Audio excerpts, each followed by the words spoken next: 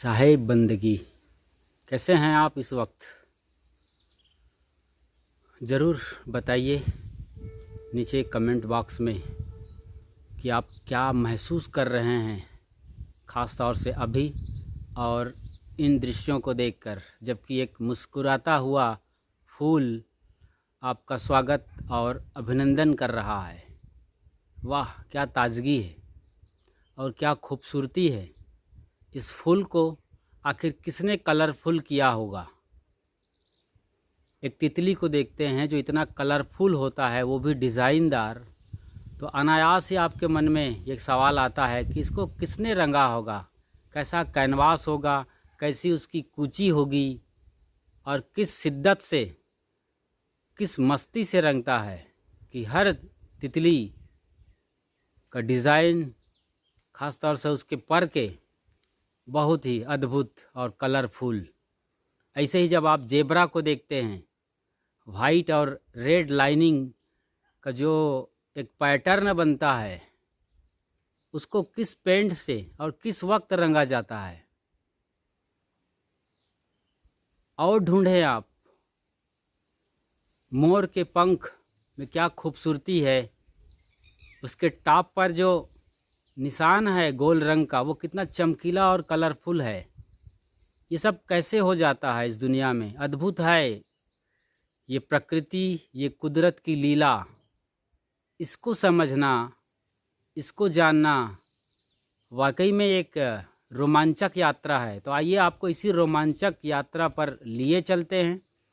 आप हमारे साथ बने रहिए, साथ निभाते रहिए, तो आपको बहुत सारी जानकारियाँ इस बाबत जानने और समझने को मिलेंगी, जो शायद आप पहली दफ़ा अपनी ज़िंदगी में जानने वाले हैं। मनुष्य यानी हम खुद को इस धरती तल पर सर्वोच्च बुद्धिशाली प्राणी मानते हैं।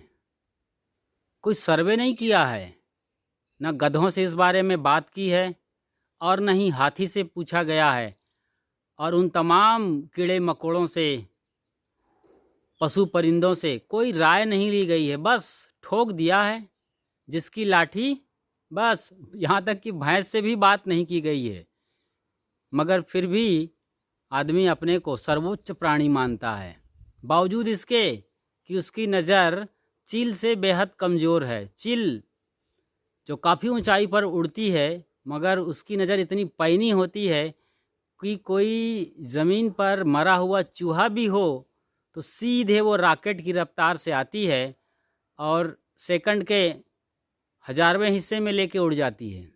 सोचिए ज़रा, कितनी उसकी आँख की वो चमक और नज़र पैनी है।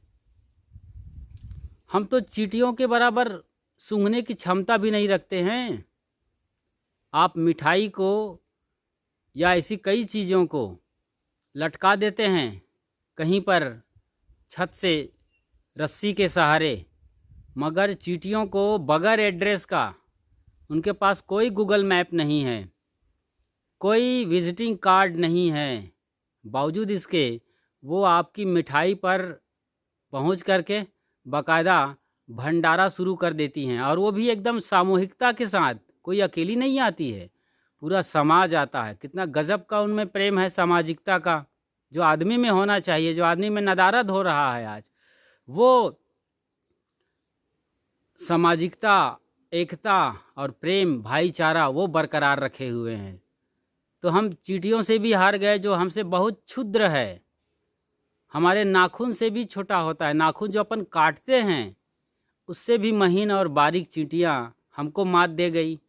और इधर हम तमगा लिए घूम रहे हैं, छाती पर एक स्टिकर लगा लिए हैं कि अपन सबसे ज़्यादा बुद्धिशाली प्राणी हैं, और चींटी ने उसको एक झटके में नेस्तनाबूद कर दिया। व्हेल मछली, जिसकी तुलना करें जल में, यदि हम देखते हैं तो सबसे बड़ा जलचर प्राणी है इस धरती तल का, उसके मुकाबले अपन कितने कमज़ोर हैं। वो विशाल काय व्हेल मछली 50-100 हाथी को एक तरफ रखा जाए तो शायद एक व्हेल मछली का मुकाबला करे। इतनी बड़ी काया वाली व्हेल मछली, अपन कुछ भी नहीं है उसके सामने। हम तो गधे से भी कमज़ोर हैं। गधों पर कितना लादी लादा जाता है और वो उसे ढोते हैं, दिन रात मेहनत करते हैं और एक रोटी तक नहीं मांगते, कोई फरियाद नहीं कर रहे हैं। बिल्कुल हमारी वजह से ही सही, लेकिन वो काम किए जा रहे हैं, मौन होकर लगे रहते हैं। कितना वो चलते हैं, कितना लादते हैं, उसके मुकाबले में अपन 50 किलो भी लाद के चलना चाहें तो थोड़ी देर में अपन बेदम होते मालूम पड़ते हैं। घोड़ों के भांति अपन कहाँ दौड़ पाते हैं। उसैन बोल्ट जैसा आदमी भी जो 8 सेकंड के आसपास की रफ्तार निकालता है, दुनिया का सबसे आला दर्जे का बेहतरीन धावक माना जाता है, उसको भी कम से कम 8 सेकंड चाहिए 100 मीटर दौड़ने के लिए। मगर घोड़े की ताकत जो हार्स पावर कहलाती है, उसके मुकाबले उसके ताकत और दौड़ने की क्षमता कितना कमज़ोर है। तो हम तो घोड़े जैसे दौड़ भी नहीं पाते और परिंदों जैसे कहाँ उड़ पाते हैं। एक छोटी सी चिड़िया जिसको हमिंग बर्ड कहते हैं, शायद आपके अंगूठे से भी छोटा नज़र आए, वो कहीं देख पाए तो वो भी बस फुर्र से उड़ जाती है। और आप 50 से 70 किलो का आदमी ज़मीन पर ऐसे धंसे हैं कि मत पूछिए। आप चलना मुश्किल हो गया है। लोग इतना मोटापा के आज मरीज़ बढ़ गए हैं कि खुद भी नहीं चल पा रहे हैं, दुनिया को क्या चला पाएंगे। तो इस तरह से शारीरिक दृष्टिकोण से आदमी बहुत कमज़ोर है, लेकिन थोड़ी सी अकल है उसके पास। मानसिक दृष्टिकोण से बहुत कुछ बेहतर कर सकता है। और इसी बेहतरी के नाम पर, विकासवाद के नाम पर हमने अंधाधुंध विकास किया है विज्ञान को साथ में लेकर। और इतना विकास किए कि अपन सेखी बघार रहे थे, डींग मार रहे थे कि धरती को सजा रहे हैं। ये धरती जो ग्रह है सौरमंडल का, इस प्लेनेट को हम सजा रहे हैं, संवार रहे हैं, बेहतर कर रहे हैं, ये सेखी बघार रहे थे। लेकिन एक छोटी सी घटना ने आज हमें घर में बैठा दिया है। कोविड-19 वायरस, वो चीन की कारस्तानी का खामियाजा आज पूरी दुनिया भुगत रहा है। चाहे वो चीन के वुहान के मीट मार्केट से फैला हो या फिर उसने अपने लेबोरेटरी में वो बनाया हो, क्या जैविक हथियार बनाने की कोशिश कर रहा हो। जो भी हो कारण, दुनिया में दहशत फैलाने का और दुनिया पर राज करने का जो वो खेल चला है, उसका आज नहीं कल पता चलेगा चाइना का सारा कच्चा चिट्ठा, और पूरी दुनिया की ओर से उसे बड़ी से बड़ी सज़ा मिल सकती है यदि ये बात सही है कि चाइना ने ये वायरस फैलाया है। तो वो दिन दूर नहीं है। जो भी हो कारण, लेकिन एक छोटी सी उस तुच्छ कीटाणु जीवाणु वायरस ने, जो कि हमें नंगी आँखों से भी नहीं दिखती है, 0.06 माइक्रोन के साइज का, यानी एक बाल को यदि 500 गुना काटा जाए, उसके कई टुकड़े किया जाए, 500 टुकड़े किए जाएं, तो एक टुकड़े के बराबर बैठ सकता है वो कोविड-19 वायरस। उसने पूरी दुनिया में तबाही मचा दिया है। अब तक पूरी दुनिया में कम से कम 2 लाख लोग मारे जा चुके हैं। अकेले अमेरिका में 50,000 लोग काल कवलित हो गए हैं और यूरोप के कई देश, वहाँ मरने वालों की तादाद 20 से 30,000 को छू रही है। भारत भी पीछे नहीं है, यहाँ भी लगातार मरने वालों का ग्राफ तो अभी थोड़ा ठहरा हुआ है, 500 के आसपास है, लेकिन संक्रमित होने वालों की तादाद लगातार, उसका ग्राफ बढ़ता जा रहा है। ये भी एक चिंतनीय विषय है। जबकि लॉकडाउन चल रहा है, फिर भी लॉकडाउन 2 को तोड़ने वालों की कमी भी नहीं है। लोग अपनी नासमझी के चलते लापरवाही कर रहे हैं, बेखौफ घूमना चाहते हैं रोड पर आकर, क्योंकि रोज़ की आदत है।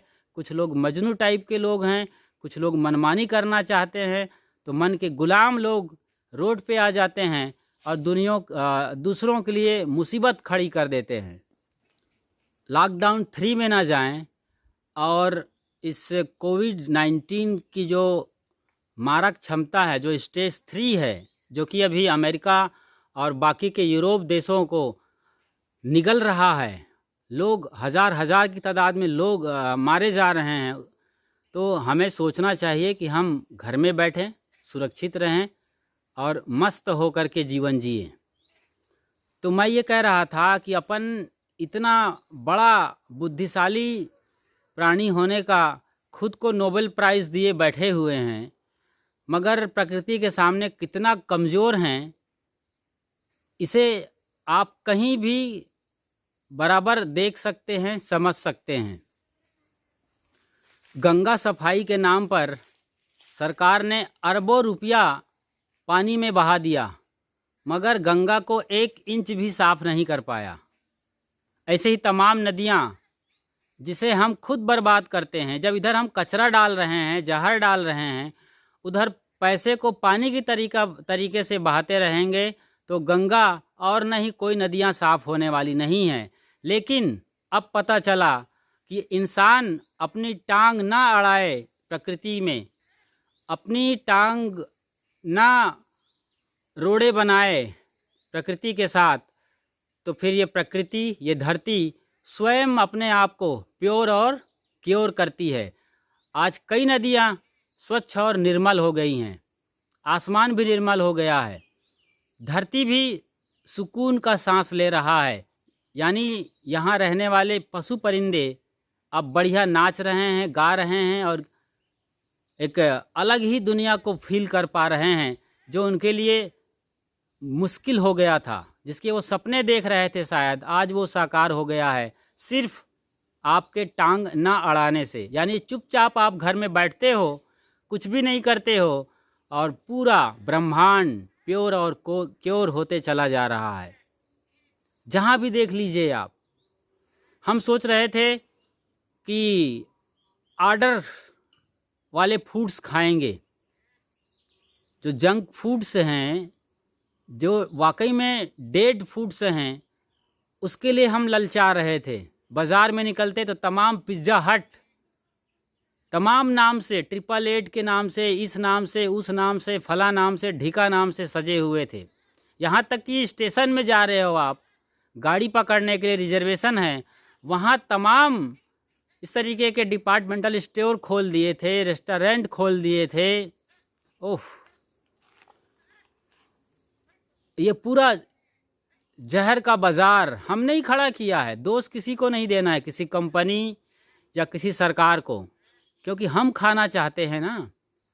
हम अपने जीभ पर नियंत्रण नहीं रख रहे हैं, इसके चलते अपन यही सोच रहे थे कि इसको ही खा के ज़िंदा रह सकते हैं, हेल्दी रह सकते हैं और दुनिया में नाम कमा सकते हैं। लेकिन आज पता चला कि घर की दाल रोटी कितनी कीमती चीज़ है, जो हम सदियों से खाते आए हैं। लोग गांव में तो चटनी पीस कर खाते हैं। जी हाँ, वो टमाटर की भी हो सकती है, और जो आम अभी आया हुआ है, मैं आपको आम फ़िलहाल तो नहीं दिखा पाऊँगा, लेकिन आम के पेड़ के पास ही बैठा हुआ हूँ। तो आम को सिलबट्टे पर नमक मिर्च के साथ पीस कर खाते, सिर्फ मिर्च को ही पीस कर लोग खाते हैं। गांव में, देहात में गरीब और मज़दूर, शायद आज उन्हें सब्जी ठीक से नहीं मिल पा रही है, ये लॉकडाउन के चलते। तो आराम से वो जी रहे हैं, कोई शिकायत नहीं है। सरकार भी मदद कर रही है, लोग बाग मदद कर रहे हैं, तमाम संस्थाएं आगे आ गई हैं। तो ये जंक फूड और फास्ट फूड के नाम पर जहर खाना, पेस्टिसाइड खाना और प्रिजर्वेटिव, जी हाँ, उसमें प्रिजर्वेटिव डाला जाता है, जो उन्हें कई दिन तक संरक्षित और सुरक्षित रखती है। इतना ये जानलेवा जहर होता है, इसकी तो बात बताना ही बड़ा दुर्भाग्यजनक है। इशारा ही काफ़ी है, आप समझ सकते हैं। कहाँ आप ढूंढ रहे थे? तो अपन धोखे में थे कि धरती को सजा रहे हैं, संवार रहे हैं, और ये fast food, junk food, hard drinks, cold drinks और इसी तरीके के कचरा चीज़ों को खाकर स्वस्थ रहने का एक बड़ा सपना देख रहे थे। क्योंकि जो तथाकथित स्टार हैं, चाहे वो क्रिकेट के हों या फिल्म के, अपन देख लिए कि ये लोग कोई स्टार नहीं हैं, सिर्फ एंटरटेनमेंट करने वाले एंटरटेनर हैं, केवल मनोरंजन करने वाले। जोकर से ज़्यादा नहीं हैं ये लोग। तो जोकरों को अपन भगवान समझने लग गए थे। ये बड़ा धोखा हो रहा था। आज पता चला कि ये लोग इस मुसीबत से कुछ भी पार लगाने वाले नहीं हैं, ना बचाने वाले हैं। ये आपको भली भांति समझना चाहिए।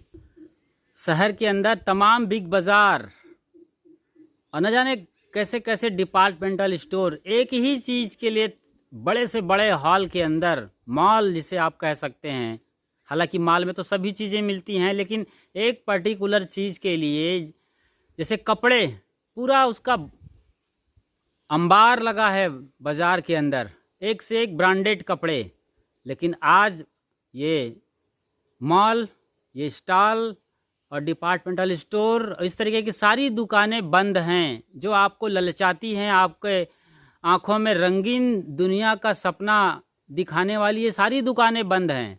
और आप घर में एक वही बरमूडा और बनियान पहन के आराम से गर्मी में हवा खा रहे हैं, और वो लोग एक गाउन पहन के आराम से अपना रसोई बना रही हैं। कोई दिक्कत नहीं है। अब पता चला कि ब्रांडेड कपड़े की कोई कीमत नहीं है। साधारण तरीके से जो हमारे पुरखे भी पहनकर आराम से जी लेते थे, एक गमछा, जी हाँ गमछा देखा आपने?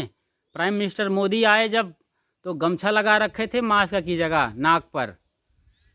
और ये गमछा जिसे आप टॉवेल भी कह लेते हैं, वो बड़ी बेहतरीन चीज़ है। बांध लीजिए और चलिए आप, बढ़िया सा मास्क है इस दौरान आपके लिए।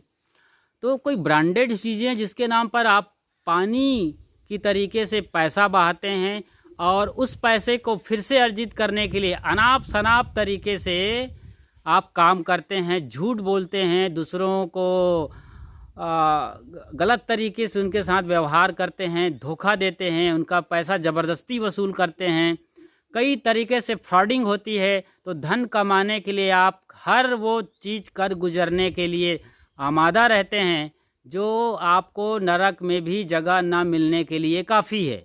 ऐसी ऐसी हरकतें कर रहे थे आप फैशन के नाम पर, सजने संवरने के नाम पर। लेकिन आज आप बगैर मेकअप के हैं, कोई आईब्रो तक को भी आपके पास अब मौका नहीं है कि कुछ कर पाओ। और आपके जो मियाँ साहब हैं, शौहर, वो लोग आज ऋषि मुनि बन रहे हैं बगैर दाढ़ी बनाए। हो सकता है ब्लेड ना हो उसके पास, तो बड़ी बड़ी दाढ़ियाँ उनकी निकल आई हैं, मूंछें लंबी हो रही हैं, शायद कुंभकर्ण को मात देने वाले हैं ये लोग। तब भी आप मस्त हैं। जीवन के लिए ये चीज़ ज़रूरी नहीं है कि आप मेकअप में आते हो या मैचिंग ड्रेस में होते हो। इतनी मैचिंग कर रहे थे आप आज तक, यानी कल तक, कि आपका हर चीज़ उसी कलर का हो, यहाँ तक कि सिंदूर, बिंदी, ब्लाउज़ और साड़ी, और तो आप अंदाज़ा लगा लीजिए। उसके अलावा आपके नाखून के पालिश भी, पायल भी, सब चीज़ मैचिंग के। लेकिन आज आप बगैर मैचिंग के कुछ भी पहने हैं। बदन ढकना ज़रूरी है, इज्जत ढकी हुई हो बस काफ़ी है। बाकी आप यूं ही जी लेते हैं। आप स्वस्थ हैं बॉडी के लेवल पे, और माइंड के लेवल से भी एक अच्छे स्वस्थ सोच और विचार के इंसान हैं, तो फिर ये धरती काफ़ी है आपके जीने के लिए। तो इस तरीके के जो ब्रांडेड सोच रख रहे थे आप, खाने के नाम पर, पहनावे के नाम पर, फैशन के नाम पर, दिखाने के नाम पर, सजने के नाम पर, ये भी एक धोखा था। धोखा आप खुद को दे रहे थे। जी हाँ, शायद आप दूसरों के लिए सज रहे थे और वो सजना आपके लिए नाकाफ़ी रहा, क्योंकि दूसरों को लुभाकर, दिखाकर, ईर्ष्या में जलाकर आपको क्या मिलने वाला है? कुछ नहीं मिलेगा। बस वहम, एक भ्रम कि अपन कुछ हैं और कुछ भी नहीं हो, भीतर से खोखला और खाली, जैसे घुन खा रहा हो आपको। वो तो आपको असलियत तब पता चलता है जब आप अकेले होते हो, या फिर सोते वक्त जब आपका माइंड चलता है, आपकी कमजोरियां सब सामने आती हैं नींद पड़ने के कुछ क्षण पहले, वो आपकी असली स्थिति दिखा देती है। और आप कितने बेहद कमज़ोर हो, खोखला हो, बदनसीब हो या जो भी हो, बेहतर भी हो सकते हैं आप। एक अच्छी सोच के मालिक हैं, संगत में बैठते हैं, संतों को सुनते हैं, सद्ग्रंथों को, खासतौर से उपनिषद को पढ़ते हैं आप। जो गहरा ज्ञान है, जो परम ज्ञान है, जो आंखें खोल देने वाली चीज़ें हैं, उनके संपर्क में आप होते हैं, तो फिर ये दुनिया तब भी खूबसूरत थी, आज भी खूबसूरत है, और ये खूबसूरती अपनी और बेहतर कर रही है ये धरती, ये माँ भारती, आपको घर में बैठा कर। आप लॉकडाउन 2 पे हैं, 3 पे आपको नहीं जाना है, तो आराम से बैठे रहिए और खुद का सर्च और रिसर्च करते रहिए। जी हाँ, अपने मन को देखिए, भीतर इसके प्रवेश करिए, क्योंकि आप बॉडी भी नहीं हो, माइंड भी नहीं हो, कोई और हो जिसे सोल कहा जाता है, जिसकी वजह से आप मुझे सुन रहे हैं और जिसकी सत्ता की वजह से ही, जिसकी ताकत की वजह से ही मैं बोल रहा हूँ, और जिसकी ताकत की वजह से आप देख रहे हैं। आंखें नहीं देखती साहब, आँखों के पीछे कोई है देखने वाला, वो देखता है, उसकी फिक्र करिए। आप पूरी दुनिया को जानना चाहते हो, सब एक से एक खाना खजाना खाना चाहते हो, एक से एक फैशन पे जाना चाहते हो, सभी रंगीन और वो सारी चीज़ें आप देखना, सुनना, चखना और भोगना चाहते हो, एक से एक भोग। लेकिन वो भोगने वाला असली भोगी कौन है? जो इंद्रियों के पीछे हैं, आँख के पीछे, नाक के पीछे, चाम के पीछे, जीभ के पीछे, उसकी आपको कोई फिक्र नहीं है। उस परम भोगी को आपको समझना है, देखना है इस लॉकडाउन में। उसके लिए ही ये तमाम धर्म ग्रंथ बने हैं, और तमाम ये सीरियल्स जो आ रहे हैं आपको दिखा रहे हैं, ख़ास तौर से जो धार्मिक सीरियल्स है, रामायण, महाभारत, कृष्णा और चाणक्य, यहाँ तक कि लक्ष्मीबाई कैसे लोहा लिया था आपको आज़ाद कराने के लिए, खुद के ज़िंदगी को दांव पे लगा लिया था, अपने बच्चे को पीठ पर बांधकर आपको उसने आज़ाद कराया है। कभी सोचते हैं इन चीज़ों के बारे में कि खाली तृष्णा और स्वार्थ पूर्ति के पीछे जो पागलपन है, उसके लिए ही आप दौड़ लगा रहे हैं? ये खुद से पूछना है, जानना है, समझना है साहब आपको, वरना आपकी ज़िंदगी सिर्फ धोखे में बीती जा रही थी। ये तो भला हुआ लॉकडाउन का, और भला हुआ उस कोविड-19 का, जो आपको मौका दिया है कि कहीं ना कहीं आप गलत रास्ते पे थे, एक धोखे में जी रहे थे, एक भ्रम की दुनिया में, ईगो की दुनिया में, जो खुद आप क्रिएट करके अपने को दुनिया का सर्वोच्च प्राणी मान रहे थे। रॉकेट पे उड़ने का सपना देख रहे थे, कुछ लोग तो उड़ भी रहे थे, कुछ लोगों की फ्लाइट की टिकट बनाई हुई थी उन लोगों ने, वो सब आज रद्द है। ना कोई ट्रेन है, ना कोई बस है, ना और ही कोई इस तरह के संसाधन आज चल रहे हैं। आराम से स्थिर बैठे रहिए। फ्लाइट पे क्यों उड़ना चाहते हो? कभी मौका आए, पैसे हो, ज़रूरत हो तो ज़रूर जाइए, मना नहीं करता, लेकिन आप साधारण घर से हो, एक अभी आपके पास इतना बड़ा बैलेंस भी नहीं है, लेकिन आप सपना देख रहे हैं। सपना देखने का मना नहीं है, देख सकते हैं, धन कमा के ज़रूरत पड़े तो जाएं, लेकिन फिजूल खर्ची के नाम पर, क्योंकि फ्लाइट की वजह से ओजोन परत को छेद, एक काफ़ी बड़ा गहरा घाव हो गया था इस फ्लाइट की वजह से, और चिमनियों से निकलते हुए काले जहरीले धुएं की वजह से। लेकिन आज वो ओजोन परत फिर से रिफिल हो रहे हैं।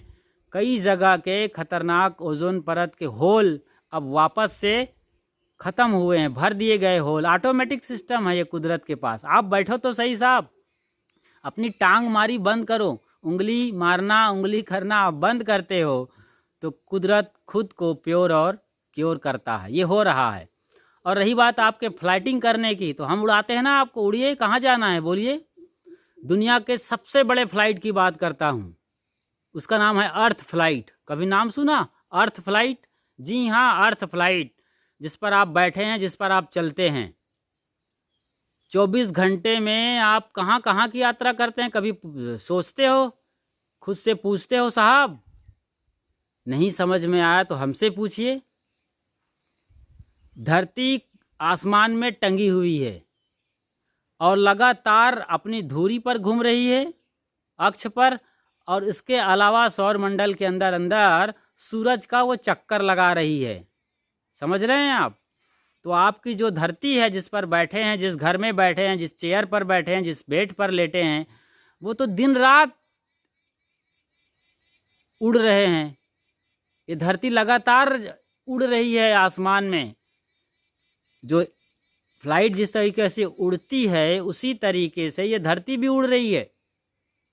आप इस चीज़ को महसूस करिए, वरना न दिन होता न रात होती, न 24 घंटे के अंदर अंदर आप वहीं पर फिर से उसी मौसम, उसी टाइम पे आप वापस होते।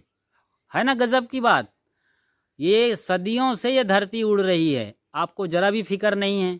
आप फ्लाइट के लिए बेतहाशा अनाप शनाप तरीके से पैसे कमा रहे हों तो आप गलत कर रहे हैं, आप धोखे में हैं साहब। वापस आना होगा आपको, इस रियलिटी को देखना होगा, जीना होगा, समझना होगा। और बहुत जल्दी ये समझना होगा कि आप भी एक साधारण प्राणी हैं इस धरती तल के।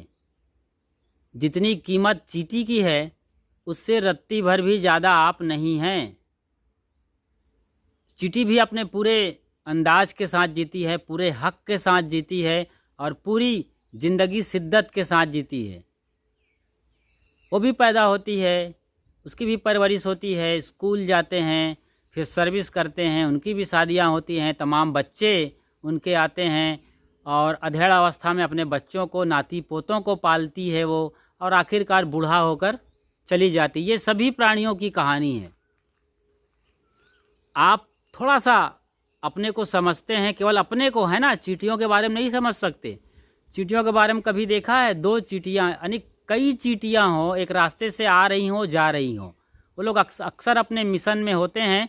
तो एक तरफ से चींटियाँ जाती रहती हैं, एक तरफ से चींटियाँ आती रहती हैं, और चींटियाँ एक सेकंड के 1000वें हिस्से के लिए एक दूसरे से मुलाकात करती हैं, मुंह को मुंह से टच करती हैं और पूरी बात हो जाती है। बताइए, एक सेकंड के अंदर अंदर वो पूरी बात कर लेती हैं, इशारों ही इशारों में, जैसे आंखों में अपन बात कर लेते हैं। इस तरीके से उनकी एडवांस टेक्नोलॉजी उनके पास है। ऐसे ही तमाम पशु, परिंदे, कीड़े मकोड़े, जीव जंतुओं के बारे में सोच सकते हैं।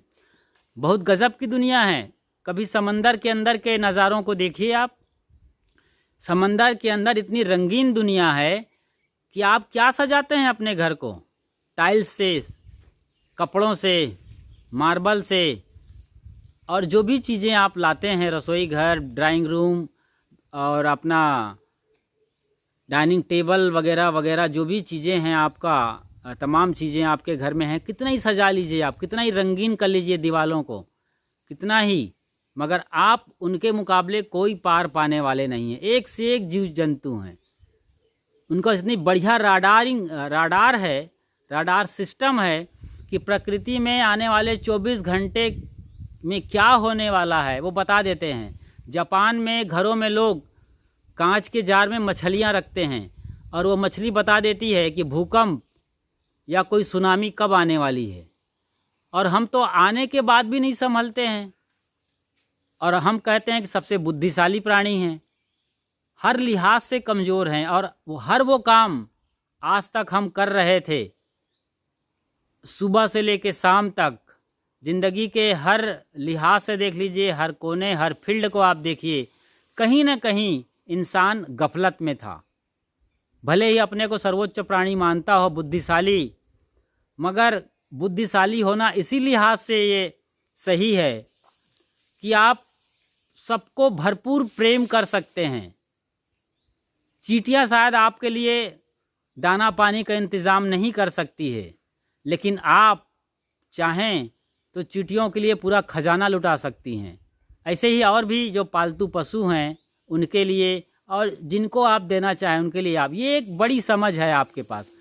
बाकी के लिए तो अपने लिए खाना पीना, भोगना, अपनी ज़िंदगी चलाना और मरकर चले जाना। लेकिन आपके पास मौका है इस शरीर में आकर, मनुष्य के शरीर में, कि दूसरों के लिए जी सकते हैं और स्वयं को समझकर अपना कल्याण करते हुए पूरी दुनिया के आप मसीहा हो सकते हैं। इतना उदात्त प्रेम करने का भाव है।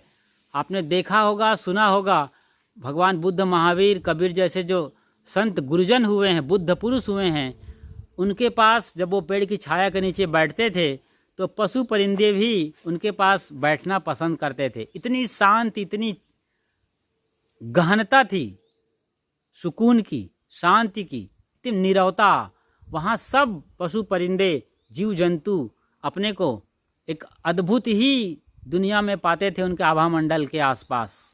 तो ये चीज़ आपके पास आए, वो मुक्ति की बात यहाँ पर आप कह सकते हैं इस चीज़ को। तो वो तभी होगा जब आप खुद के लिए भीतर से जीते हैं। जी हाँ, आप एक आंतरिक शक्ति को बढ़ाते हैं, चाहे आप ध्यान या मेडिटेशन में प्रवेश करिए, या फिर भक्ति की गहराई में आइए, या फिर कर्म के क्षेत्र में, कर्म, भक्ति और ज्ञान, ये 3 कैटेगरी के लोग होते हैं। किसी भी दिशा में आप जाइए तो आप अपने लिए जीते हुए, मतलब अपनी गहराई में जीते हुए, बाहर दुनिया के लिए एक बहुत बड़ा नाम हो सकते हैं। फिर उसे ही लोग यहाँ पर भगवान कहते हैं। भगवान, किसी भी भगवान की चर्चा आप देख लीजिए पूरी दुनिया में, चाहे ईसा मसीह हों, मोहम्मद साहब हों, कृष्ण, क्राइस्ट, कबीर हों, या फिर और भी कोई नाम हो सकता है, आप आसानी से अंदाज़ा लगा लीजिए। उन्होंने एक महत् काम किया है, अपने लिए नहीं जिया है, दुनिया के लिए जीना शुरू किया है, और अपनी कुर्बानी देकर भी वो लोग आज अमर हो गए हैं। लोग उनका नाम बड़े आदर से, प्रेम से लेते हैं, और उनके जीवन से सीखना ही, उन्हें सच्ची तरीके से याद करना है, श्रद्धांजलि देना है, उनको सही समझना है। एक छोटी सी बात याद दिलाते मैं अपनी बात को यहाँ विश्राम देता हूँ, वो ये कि ईसा मसीह को क्रॉस पर टांगा जा रहा था। वो क्रॉस को खुद लाद के ले चले थे अपने कंधों पर। बहुत भारी भरकम रास्ता रहा है पहाड़ का, वहाँ वो ले गए, क्रॉस को गाड़ा गया और उस क्रॉस पर उनको लटका दिया गया, कील ठोक दी गई, दोनों हाथों में, पैरों को भी एक जगह जोड़कर उस पर भारी भरकम कील ठोक दी गई, और मस्तक पर कांटों का सेज पहनाया गया। उसके बावजूद वो आदमी कहता है, आदमी, जी हाँ वो आदमी ही था, वो अपनी सोच की वजह से भगवान हुए थे, अपने जीवन की वजह से। कैसे? वो आदमी क्या कहता है कि हे प्रभु, इन्हें माफ़ कर देना, क्योंकि ये लोग नहीं जानते कि ये लोग क्या कर रहे हैं। देखिए, अपने मारने वालों को भी, जो अभी उनको टांग रहे हैं सूली पर, उनके लिए वो माफ़ी मांग रहे हैं, और आपका जरा सा भी कुछ हो जाए, कुछ कोई बोल दे, कोई टूट जाए, कोई फूट जाए, कोई आपकी मर्यादा ना हो, तो आप माफ़ी करते हैं, लड़ पड़ते हैं, झगड़ पड़ते हैं, और थोड़ी थोड़ी चीज़ों के लिए लोग मुकदमा ठोक देते हैं, कोर्ट कचहरी का आजीवन चक्कर लगाते रहते हैं, बर्बाद हो जाते हैं, तबाह हो जाते हैं, मर जाते हैं, लेकिन न तो कभी क्षमा कर सकते हैं, ना माफ़ी दे सकते हैं, ना दूसरों के लिए प्रेम और प्रेयर कर सकते हैं। वो कोई जिंदा आदमी था ना जो ये कर गया, इसलिए उन्हें भगवान कहा जाता है। ऐसे ही बुद्ध पुरुष होते हैं। ये होने की आपके अंदर अनंत संभावना और क्षमता है, वो करिए, और कुदरत पर अधिकार मत जमाइए। आप साधारण जीव हो, जो आपकी औकात है उसी पर आपको रहना है। फिर ये दुनिया, ये ब्रह्मांड, ये नदियाँ, चांद, सितारे, सब आपकी मदद करने वाले हैं, सब आप पर अमृत की वर्षा करने वाले हैं, सब आपको जीवन दे रहे हैं। रोज़ सूरज से गर्मी का जीवन मिल रहा है, हम रोज़ चार्ज हो रहे हैं, चांद से हमें शीतलता मिल रही है, पेड़ पौधों से खूबसूरत ऑक्सीजन, जो प्राणवायु ऑक्सीजन मिल रहे हैं, खूबसूरती मिल रही है, आँखों को तसल्ली मिल रही है, जीवन मिल रहा है फल और फूल के रूप में। कोई कोना खाली नहीं है। यदि हमने टांगमारी नहीं की तो हम धोखे में न रहें कि जो अपन अब तक कर रहे थे वही सब कुछ था, और उसी के लिए बेतहाशा दौड़ लगाते रहें दूसरों की गर्दन पर पैर रखकर। ये अमानवीय कृत्य और राक्षसी व्यवहार से हमें बाहर निकलना है और प्रेम और प्यार की दुनिया में जीना है। ये अब हमको समझ में आया जब लॉकडाउन 2 में घर में बैठे हुए हैं, शांत, एकांत, मौन है, भीतर की यात्रा हो रही है, ग्रंथों को पढ़ रहे हैं, अपनों के संग बढ़िया कथा और कहानियाँ कर रहे हैं, बात कर रहे हैं, दिल की बात, दिल खुला हुआ है अपनों के लिए। ना कि घरेलू हिंसा में उतर जाओ, आप लड़ पड़ो एक दूसरे से। नहीं नहीं नहीं नहीं, एक दूसरे को समझने के लिए मौका मिला है। हर उन गलतियों से आप माफ़ी मांग लो जिनकी वजह से आपके लोग आपसे कट गए और रिश्ते खराब हुए हैं, प्रकृति अब तक आपसे बहुत ही बदहाल थी, मुश्किल में पड़ गई थी प्रकृति की ज़िंदगी, आज आपके बैठने से वो फिर से मुस्कुरा रही है। इस मुस्कुराहट को और बढ़ाइए। और हम तो यही चाहते हैं कि हर साल, आने वाले सालों में हर साल कम से कम 3 हफ्ते का पूरी दुनिया में लॉकडाउन होना चाहिए, ताकि कुदरत फिर से मुस्कुरा सके और फिर से प्योर और क्योर ऑटोमेटिक सिस्टम से हो सके, जो कि उसके पास वो क्षमता है। आप बैठिए और अपने अंतर यात्रा करिए, अपने को बेहतर करिए। तो ऐसा करते रहिए। फ़िलहाल घर में बैठे रहिए, जो है उसे खाते रहिए, और जो भी बेस्ट हो सकता है बैठे बैठाए वो करते रहिए। जय हिंद, जय भारत, जय जीव, जय जगत, साहेब बंदगी।